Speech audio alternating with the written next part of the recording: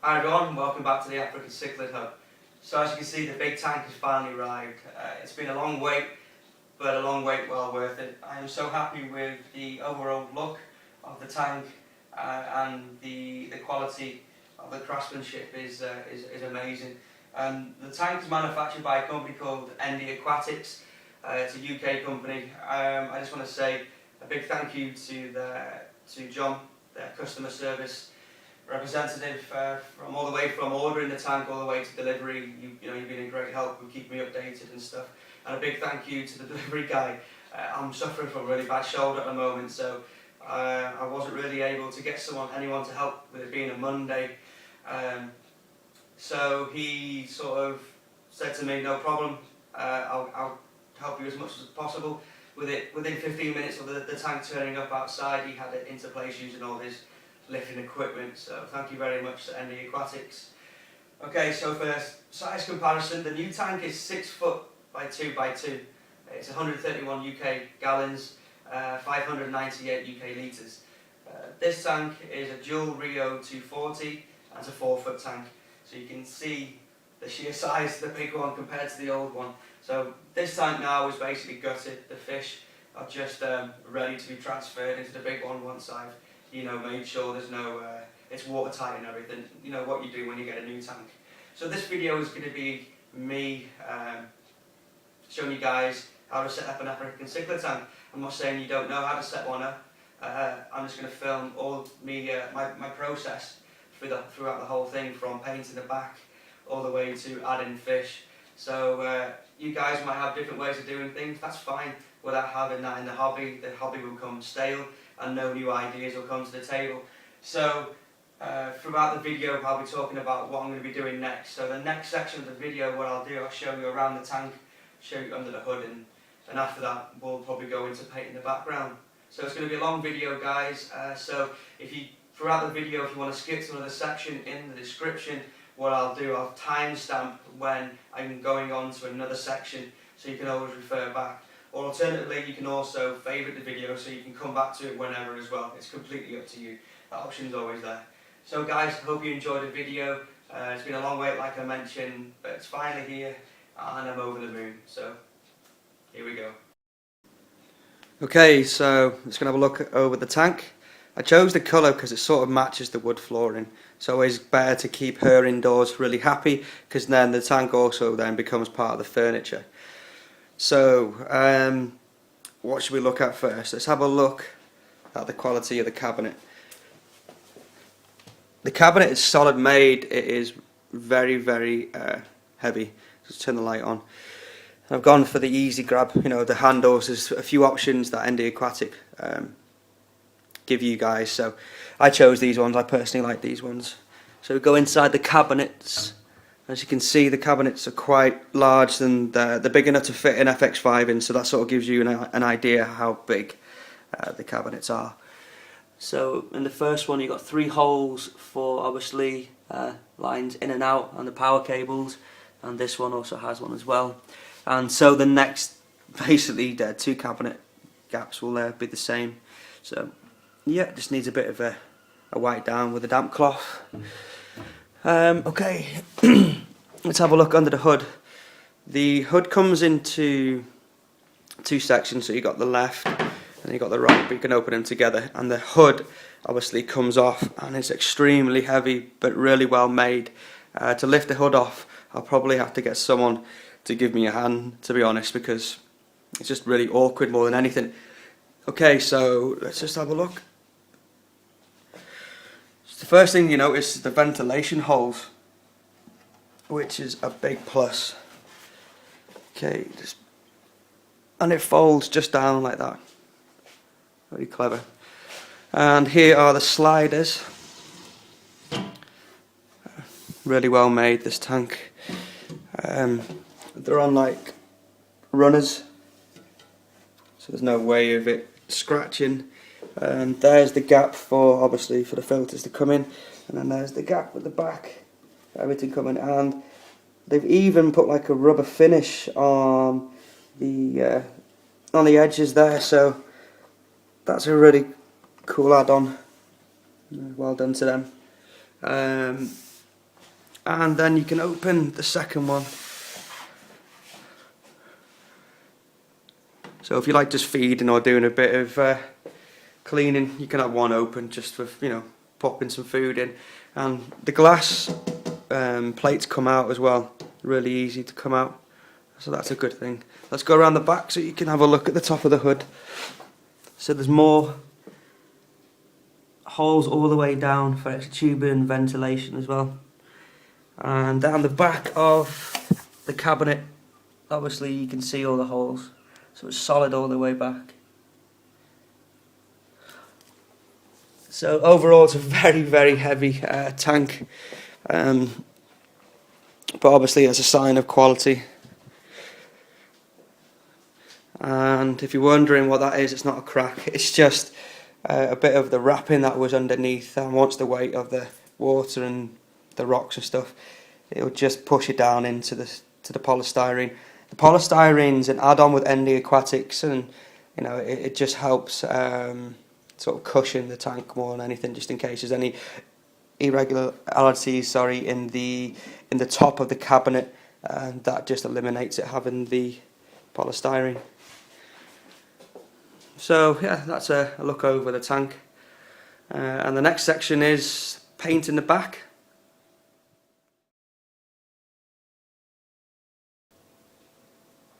Okay, so I'm going to start talking about what I'm going to be using, what type of equipment I'm going to be using for painting the back of my tank.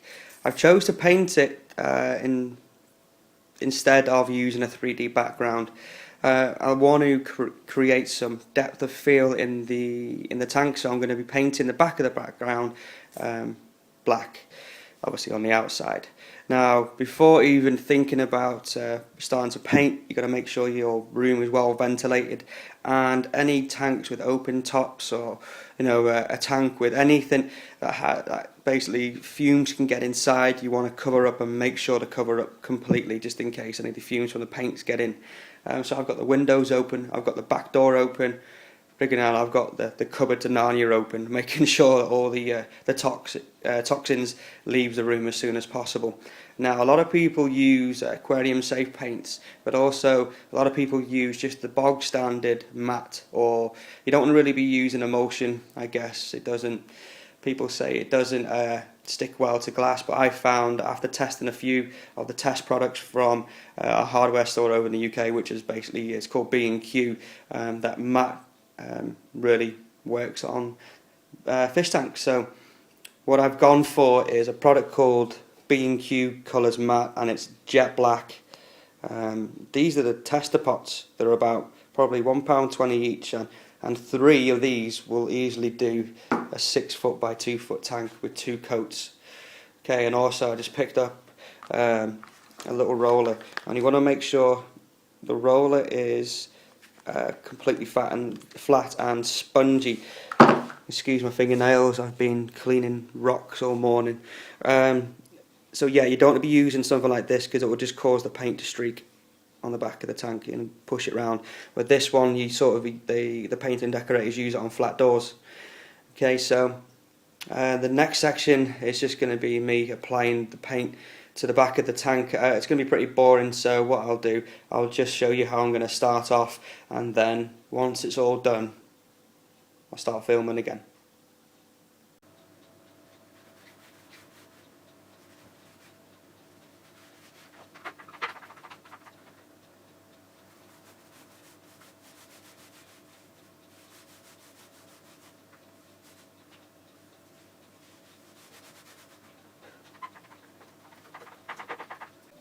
Okay, so this is day 2 of setting up the tank.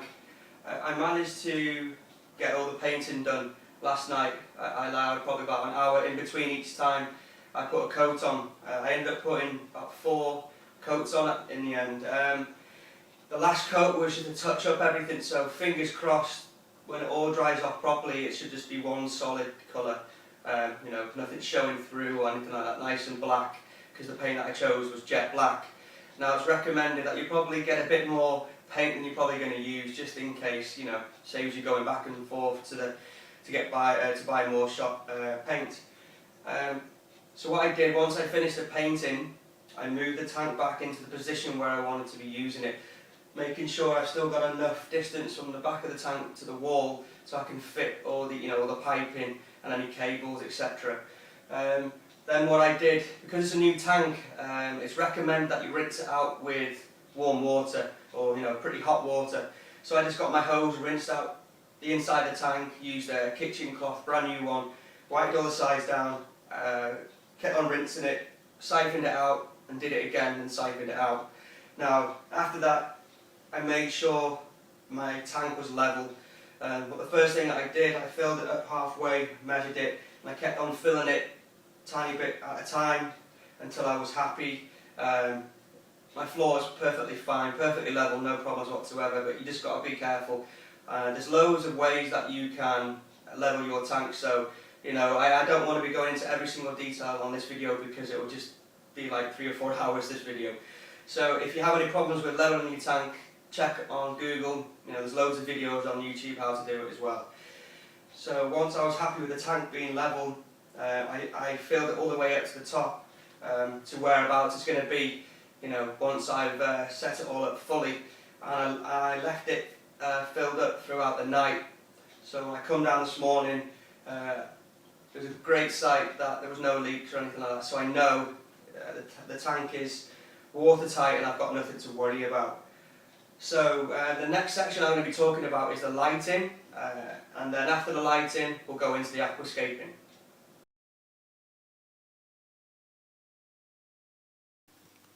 Okay, so let's talk about the type of lighting that I'm using on this tank. Well, instead of going for LEDs, basically I couldn't afford the offset price of a LED unit for a 6-foot tank would have been a considerable amount of money.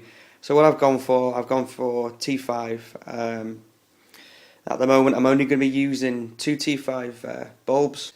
So that is the starter unit that I'm going to be using. It's the T5 HO 2x54 watt starter unit, and the bulbs that I've gone for is from a company called iQuatics. I heard a lot of good things about them, so I thought I'll give them guys their bulbs a try. And I've also picked up their new range of T5 reflectors. Apparently these have been redesigned, but I'll show you them in a bit. Just talking about the type of lighting that I've gone for, I've chose one of every bulb that they do for the 54 watt. So I've got the blue, marine, and the tropical, the marine white, the aqua blue 50/50. It's sort of like a hybrid tube, and the blue plus. So what I want to do, I want to try and encourage a lot of algae growth onto the rocks. So to get that, I need to increase the blue in the spectrum, because obviously the blue is going to penetrate deeper into the tank. With the tank being 2 foot deep, I need to I had to really think hard about what type of lighting. So I gave these guys a call over iQuatics and spent a good half an hour on the phone with them. So thank you guys for the information and help over the phone. So what I'll do in the next bit, I'll just get out the reflectors and I'll show you how to fit the bulbs inside. I'll talk a bit about the design of the reflectors. Okay, so I've taken one of the reflectors out of the packaging. As you can see there, obviously it's got the manufacturer's name and the reflector. Just talking what comes with it. You get these 2 clips, obviously the T5 tubes clip inside. Apparently these have been redesigned again. Now they're stainless steel, so they're basically non-corrosive, and you probably won't need to replace them. So that's always a good plus to keep down costs. On the top you can actually see, looks like 2 little runners. These I guess can be attached to like a pendant if you want it sort of above the tank, or attached to the top of the hood instead of having them rested on top of the glass. So underneath, before I show underneath, this is made out of aluminium, non-corrosive, long-lasting life. You know what I mean? So anything that we do in a hobby, we want to try and cut costs down, for maintenance and stuff like that. So that's always a plus. You can tell it's quite heavy as well. And on the inside, you can see the reflective, and also the actual reflector itself is covered with this like protective coating, so make sure you remove that beforehand. Apparently this reflector can increase the output of your lights up to 100%. So, you know, that's a good thing to take into consideration. So yeah, this is also resistant to salt water and corrosive as well, and it's dead easy to replace, just in case you nick it or bend it or somehow bloody, I don't know, damage it. This comes out and you can buy it like a replacement roll or something from their website. So all you do with these clips, they fit in to the end like that, and then the tube fits in to it. So the next bit I'll show you with the T5 bulb attached. Okay, so you can see now that I've attached the bulb into the clip. It's quite straightforward, and it's in there quite firm. And that's how it looks like from the top. You just got to make sure it's even on either side. That's what I've done, made sure. So when you still got enough room then to attach the clip and then attach the starter unit so it's waterproof. So all in all, it's a good piece of kit. Hopefully, with it being 100% more output, these 2 times 54 watt bulbs will be okay for the time being until the new light unit comes. So the next bit, guys, I'll probably have to set up the starter unit inside the tank and then attach the bulbs basically under the hood, and then I'll show you what it looks like. Right then, so I've got the T5 starter unit all hooked up now. So you can see how I've connected it. Make sure the waterproof caps are on nice and tight on either side, and then it runs over all the way to this side. So the front one at the moment is the marine white, and the back is the blue plus. Remember, lighting is personal preference as well, so that's why I got so many different tubes, so I can mix and match to see what looks good in the tank, and what I think makes my fish look really good. And when I find out exactly what looks really good, I will make sure I'll tell you guys on the forum or in a video or on my Facebook page. It's looking good, really happy with the way the lighting's looking. See, you can see now it's getting brighter and brighter.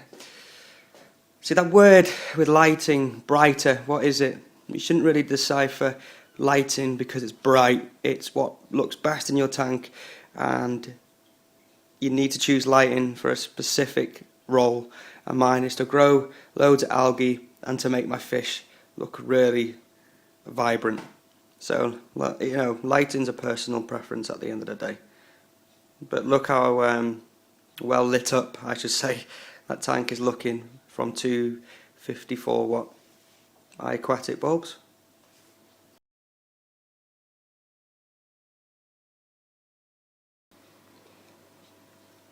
Right then, so we just finished up with the lighting, so now let's talk about the aquascaping.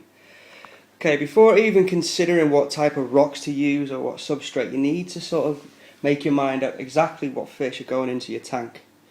Now, in my 6 foot by 2 by 2, I'm keeping Mbuna. So straight away I know they're rock dwelling fish, and the substrate they require is a sandy type of substrate. So you don't want to be adding big, huge, chunky gravel. Lake Malawi's, Tanganyikans, Victorians, they basically sift through the sand, and they also use the sand to make breeding holes, or whatever you want to call them, craters. So you want to give them something that they can move about easy, and is also easy for us to maintain. Okay, so these are the rocks that I've chosen, and as you can see already, there's some nice algae on them. The weathered rocks, I'm not 100% what type they are, what type the rock is. I've made sure they are non-porous. You can do the, the vinegar trick, blah blah blah. If they don't fizz up, then they're fine.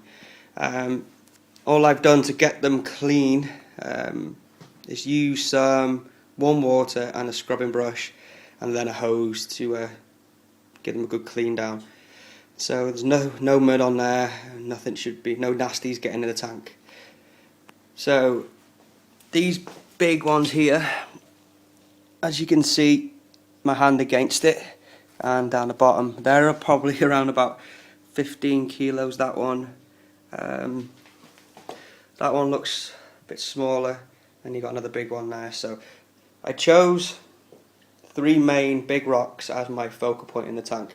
When it comes to aquascaping, I really like it because I try and replicate as much as I can the natural habitat of the fish that I'm keeping, and you should be sort of thinking the same way, you know what I mean? You want to give them the best habitat and aquascape as possible. So with Mbuna as well, with them being rock dwelling fish, I've got to try and create some hiding places or some runs where they can get away from, you know, the other fish when, you know, when they're fighting or territorial. And for the purpose of this setup, this might not be enough rocks, but what I'm going to try and create is sort of an island effect in the middle of the tank, with some highs and lows, so it will give the tank some depth of field as well as probably some height as well. Because I've got a really bad shoulder at the moment, I won't be doing it. There's actually someone here with me now who doesn't want to be on camera. So along the process, I'll just sort of take a picture each step, you know, just to show you how it's coming along and stuff. Aquascaping shouldn't be a rush thing. You should think about it beforehand. And also, aquascaping is really, it's personal choice, but you've got to take into consideration what the fish needs as well. So, you know, bright pink substrate with ocean rock might look lovely, but then again, you know, it's down to you exactly what you do. Now for the substrate, well, basically both buckets are coral sand and a bit of play sand mixed into that one with the coral sand. The way I've rinsed it, basically what I do, I get my hose attached and I shove the hose straight in down to the bottom, and when it starts filling up, it's not a really fast paced flow, and I just swish it round and I keep repeating the process, empty the bucket until the water inside the bucket is running clear. So in here I have 3mm and 5mm, so that would be a nice contrast to the 1mm with the play sand mixed in. I wasn't too sure how much play sand to mix in, so it's sort of a guesstimate at the moment, but with it being finer there's a chance that it could sink in between the larger grade of substrate as well. So it's a little bit of a test. I might use this bit when I'm putting it in between the rocks. So what I'll do first, I'll use sort of like a little jug, and I'm just going to spread a tiny bit of the sand across the bottom of the tank. I've got the lights on, so hopefully you guys will be able to see, you know, the whole process when I'm taking pictures, so it should be a lot more clearer.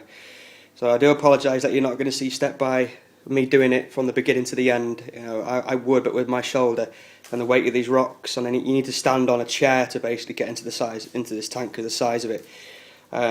So yeah, I'm going to put some substrate along the bottom, not all of it, just a tiny bit, probably about 1 centimetre all the way across.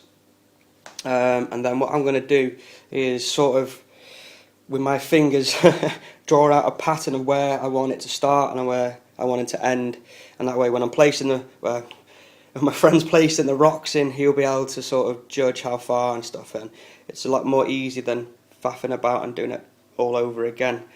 And then what I'm going to be doing, I'm going to be placing, I haven't got anything at the bottom of the tank, as you noticed. Okay, so a lot of people use egg crates or acrylic or anything like that. I never have, but there's nothing wrong with using acrylic. I just don't like it. The glass is made basically to withstand a huge amount of weight, and what we have to do is make sure we disperse that weight as much as possible. So we don't want to be laying the rocks on the glass, on the pointy edges, on the flat as possible. The reason why I'm going to place the rock onto the glass is because Mbuna and most African cichlids dig. So if you put in like 2 inches of sand and then just place the rocks on top of the sand, when they start to dig, they're going to dislodge the rocks and it's all going to come tumbling down. So take that into consideration as well. That's why I'm only putting a thin layer of sand in now, so I can just move it about when it comes to just fiddling about with the aquascape after my mates put everything in for me. And then I'm going to be adding some sand in between the rocks so it just looks like it's been there for a long time. And after that, once it's all set up, I'll start filming again, but through the whole process I'll take pictures, guys, so you can see all the stages.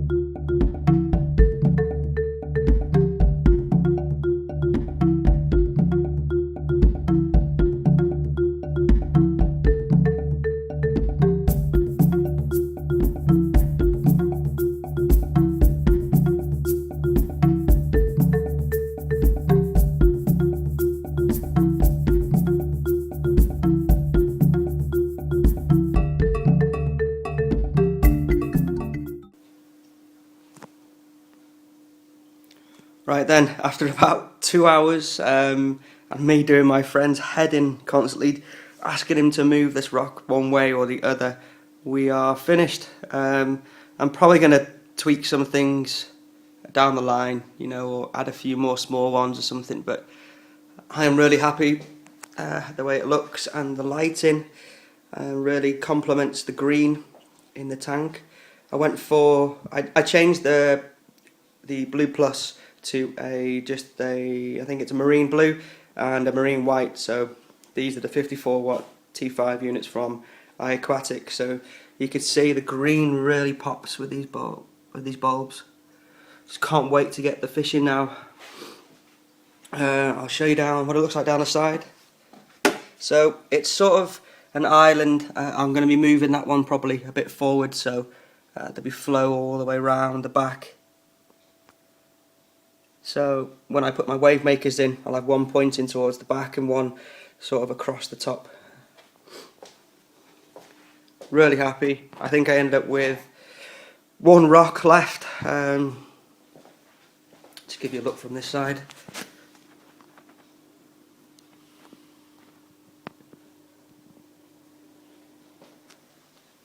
I must say he struggled putting them big ones in. Especially standing on a chair leaning on the tank was a bit dodgy, to be honest, but you can see how the coral sand, how it looks mixed in with a bit of play sand. Obviously it's always good to have a bit of coral sand in as well because it helps buffer the pH. Alright guys, next step is to fill this puppy up, talk about filtration, get the fish in and enjoy it.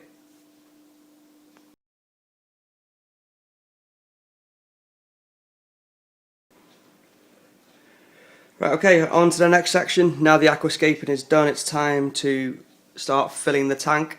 Once I've filled the tank, I will then go on about the filtration I'm going to be using and also what equipment I'm going to be putting in the tank.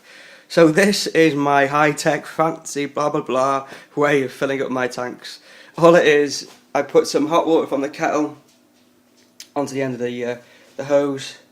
So if you're too young to handle really hot water, just get an adult to help you if you're going to think ever of doing this way. What it does, when you put hot water or boiling hot water on it, it just softens it up, and then I'm able to put it in, attach it to the actual tap. I'm quite lucky because I've got one tap with hot and cold on the same faucet, so then all it does goes straight down and into the tank. I'm going to be talking about how to prevent, or ways of preventing your water from getting really cloudy when you're filling your tank up. Right, okay, so when you're about to fill the tank up, you've got to take a few things into consideration.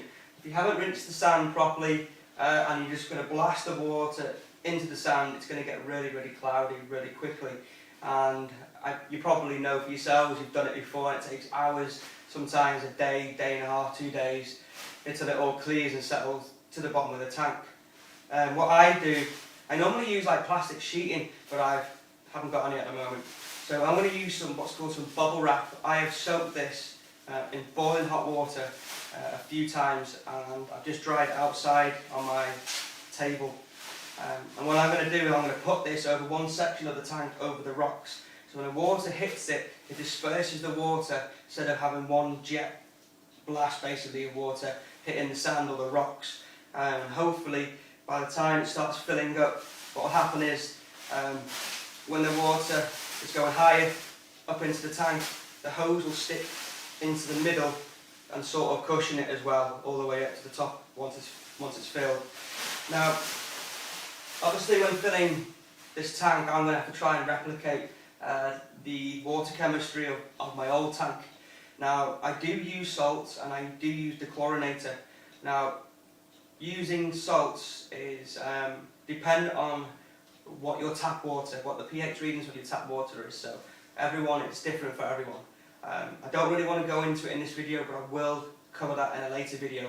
There's a lot to cover, how to do it and everything. But so what I'll do, I'll be adding salts to this tank. I've already got it pre-mixed in a few tubs, so I know exactly how much is going in, because obviously 598 litres.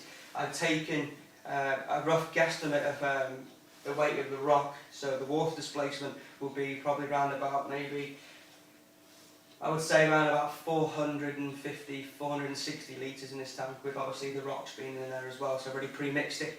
I will be adding the chlorinator. I'll be doing it as I'm filling the tank up, so once it reaches about half level, and then I'll be filling up with adequate the amount.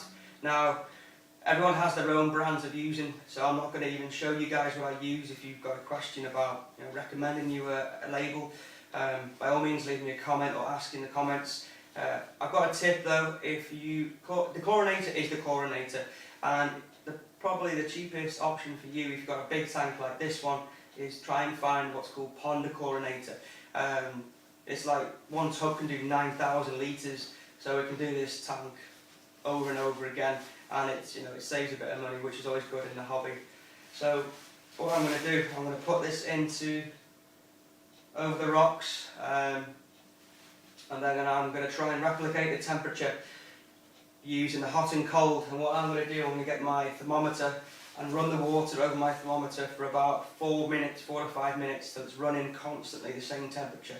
So that means, instead of putting freezing cold water in it and making your heaters work overly hard to try and heat it back up again, just try and match the temperature that's in your other tank as much as possible. It saves on the electricity, and thus saving you money at the end of the day. So in the next section, I'll show you a close-up picture of the water hitting it. Now, don't rush filling a tank up. Do it slowly, do it in increments, because you will notice the quicker you do it, the cloudier it gets. So just the slower you do it, the more chance something like this will disperse the water through the tank. So on to the next section. Okay, so as you can see, it's filling up nicely. This size tank with this, probably it's a 2-inch garden hose, will take around about 20 minutes to fill up, and to do my water changes, which is going to be probably 40, maybe 50% maybe, depending on how many Mbuna I have in there. It will drain it out probably in about 15 minutes, so it's always better to have bigger, I guess, when you're filling and draining. So as you can see now, with the water level rising, so is the bubble wrap. So the water's it's doing its job. The water is getting held in this section and slowly dispersed around the tank. So as you can see down here, it's not really cloudy. Just probably a case of wiping the inside of the glass.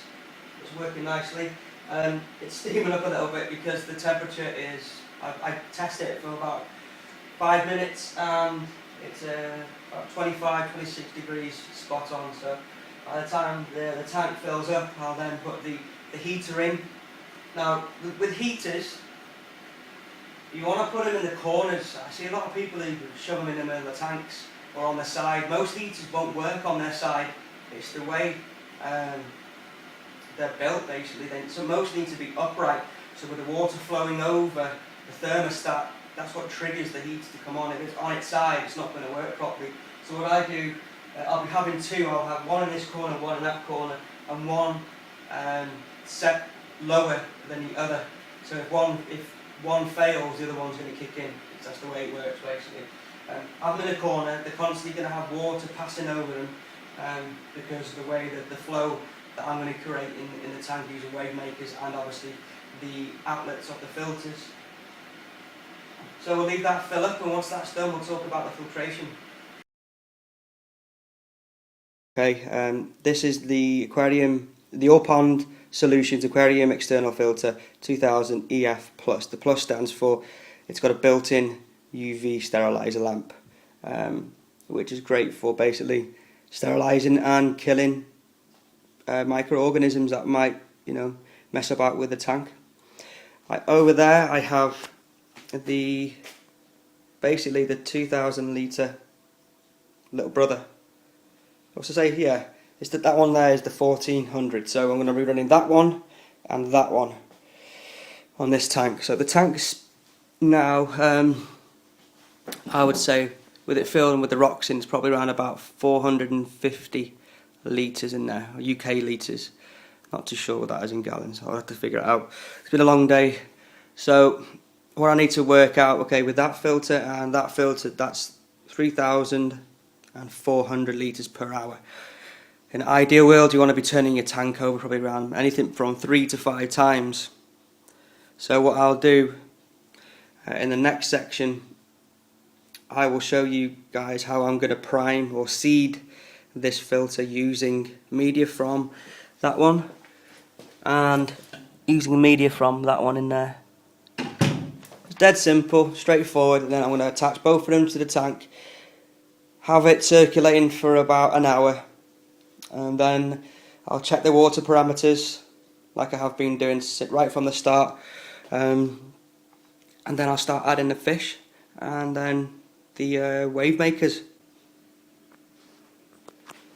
Right, so I've taken off the small internal filter, so the external filter from my Rio 240, and I'm still leaving the All Pond Solutions 1400 litre run at the moment. So what I'm going to do now is seed the brand new filter. Okay, it's going to be quite hard for me to do one-handed, but I'll give it a go. Okay, the All Pond Solution filter comes with ceramic rings, bio balls, activate carbon, and biomechanical, I think that's how you call it, how you pronounce it, like a filter mat. So it just helps keep out all the nasties and keeps the water clean. So these are the ceramic rings, and in here I've got some tank water, so I just want to put them in there, get them just wet. So it's the tank water from that tank. I don't know if you can hear it sort of fizzing away. The stuff on the side is just sand from the tank.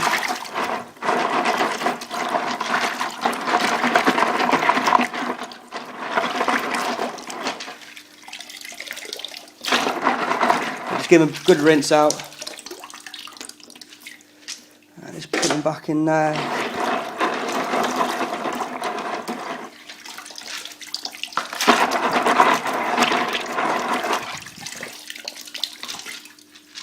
Now eventually I'm going to cut these bags open and just have them spread out over this tray and that tray, and the top tray is going to have nothing in it, that's just going to be for water polishing only, and then obviously the bio balls.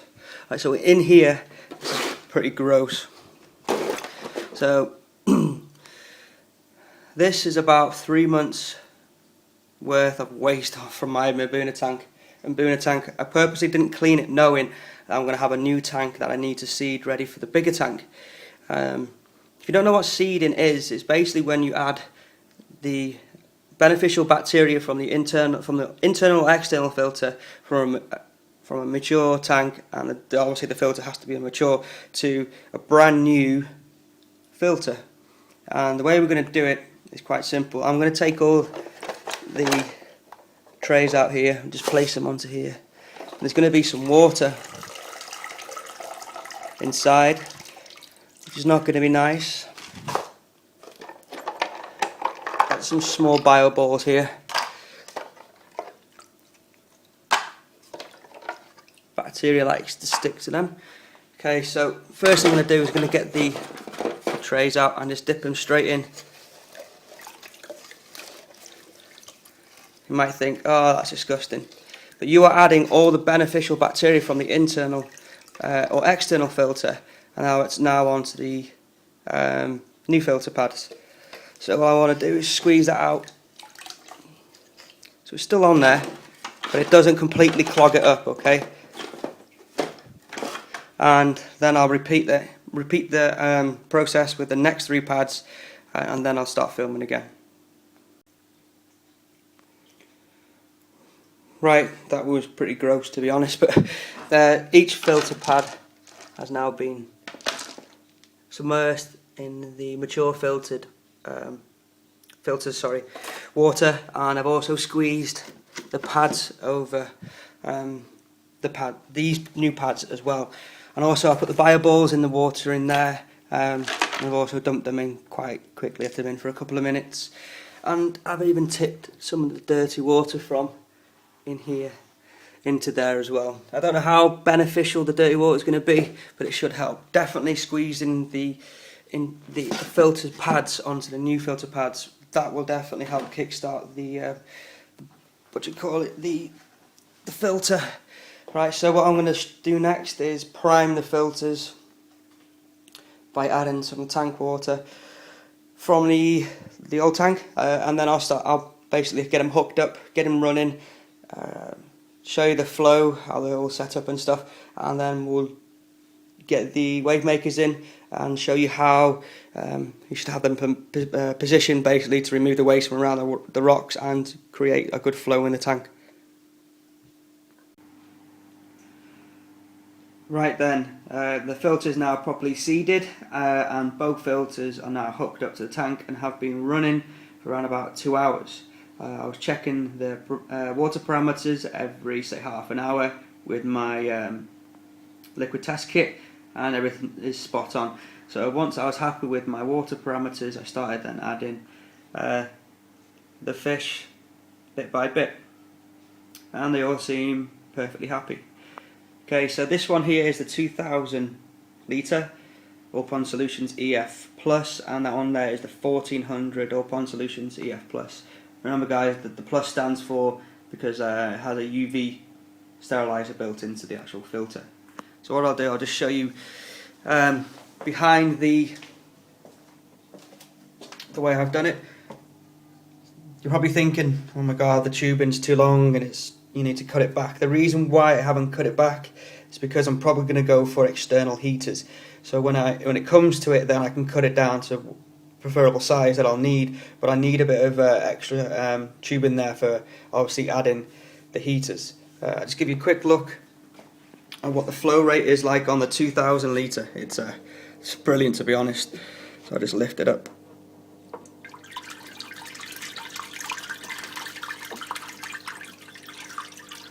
It's very powerful and I'm very happy with it. It runs virtually silent, and obviously with the black piping, with the, sorry for the reflection, sorry about this guys, you can hardly see it, maybe here, there you go. It blends really nice into the painted background. Okay, so that's pretty much it with about the filtration. Remember, filtration will turn the tank over about 3 to 5 times per hour. That is mainly because of African cichlids produce a lot of waste, and because we've got to overstock the tanks, it's always best to overfiltrate.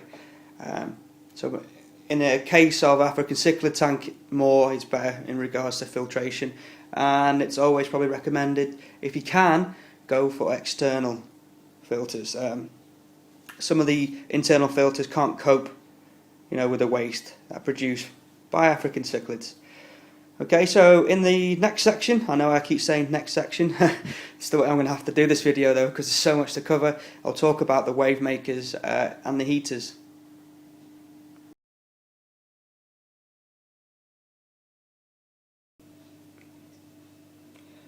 Right, so here's some information in regards to what heater I'm using and what type of Wavemaker I'm using.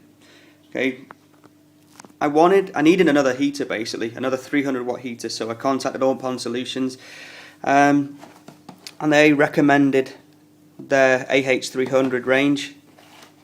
So it's a great heater basically, double insulated glass design, heated light indicator, with a design at the top here. I don't know if you can see, you just turn that and it just basically sets what temperature you want it to be on.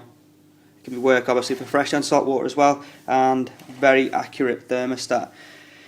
So I picked up one of them.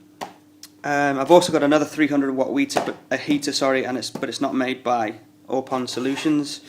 I've also picked up a 6,000 litres per hour Wavemaker from All Pond Solutions.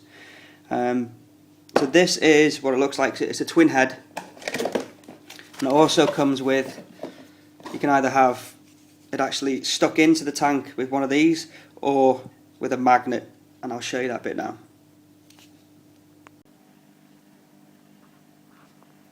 Right then, so this is the All Pond Solutions 6,000 litres per hour Wavemaker. So the magnet I was talking about is this one here. So you can move it up and down if you're quite gentle without trying to scratch the grass. It shouldn't scratch the glass, but it's another option rather than having it stuck inside the tank. Now, I have this question asked probably once or twice a week. How do I create good water movement through my tank, as well as moving the waste from in and around the rocks? Well, the answer is you need to create what's called sort of like a clockwise or anti-clockwise, whatever way you want to do it, but you need circulation going right around the tank. Now, I took it into consideration when I was doing my rock work. I made sure that the majority of the rocks, apart from maybe just that one, just there, wouldn't touch the back of the back piece of glass basically on the tank. Now, why I did that is because with the water flowing behind the back of the tank and around the front, it's going to be clear all the way round basically. So it'll be, when the flow's going round, it'll be pushing the waste towards the inlet filters. Okay, so this Wavemaker at the moment, at the end you can see two nozzles. One's pointed directly to the front. They're really easy to change round, whichever way you want to point them, and then the right hand one is then pointing directly right down behind all the rocks. Okay, so it's a very silent Wavemaker, very happy with it. And I've also got another Wavemaker because the tank's that big. Okay, this is a 12,000 litre per hour. I do apologise about the glare, and it's a beast, but the tank's huge, so I definitely need two. So this one, you can see, it's also got the type of nozzle at the front. Well, this one is pointed, as you can see, down towards the front of the rocks, and it's moving all the waste from the front down towards the filter's inlets. So what I've created is a clockwise motion going around the tank all the time, so there's constant movement all the time. Also creating surface agitation, aerating the tank, and giving the fish some oxygen. So that's what you need to do in an African Cichlid tank. Water movement, as well as basically breaking the water surface. So with the water coming down here, it's obviously being pushed down into this inlet, and then the water going that way is getting pushed down towards that filter's inlet. So that pretty much covers the Wavemakers. So that pretty much wraps it all up now, guys. In the next bit I'll just have a chat, how the build went and how the setup went, sorry. And then after that I'll show you, the tank a bit more close up, and that'll be about it. Well everyone, that's me setting up my African Cichlid tank. I want to thank a few companies. I want to thank iQuatics for a great tank, and I want to also thank All Pond Solutions for great customer service, and also iQuatics for customer service as well. I really like your products, and I'm sure I'll be buying more from you guys. Most of you probably won't know this if you're not on my Facebook page or my website and forum. During the course of me setting up this tank, I was rushed into hospital with kidney stones. I thought the worst, basically. The pain was the worst pain I've ever felt in my life. I was in the hospital for quite a few days, and I've only been out for, well, not even a full day yet. And as soon as I walked through the door, for the dedication for the hobby, and dedication to get the video out for you guys, because I know you've been waiting for this video for quite some time, I started setting up the tank, you know, as soon as I walked in, basically. So the last probably half of the video, if I'm umming and ahhing and I'm making mistakes, or you know, it's not the best quality, it's because I'm in absolute agony through all of it all. But I wanted to get it done, not only for myself, but for you guys more than anything, because I appreciate all your support, you know, through all my videos, and you know, your feedback means a great deal to me. So, so yeah, I'm in pain, but I got it finished. It was a long process, but I'm happy with it. So I hope you enjoyed the video. I'm sure I haven't covered absolutely everything, how to set up an African Cichlid tank. If you've got any questions or comments, you know, leave them in the comments below. I would like to hear your feedback. I would appreciate it, guys, if you found the video helpful, you would rate it. Other than that, thanks for watching, but don't go anywhere, because I'm going to show you probably like a minute's worth of the tank, so you get to see exactly the finished article. Thank you.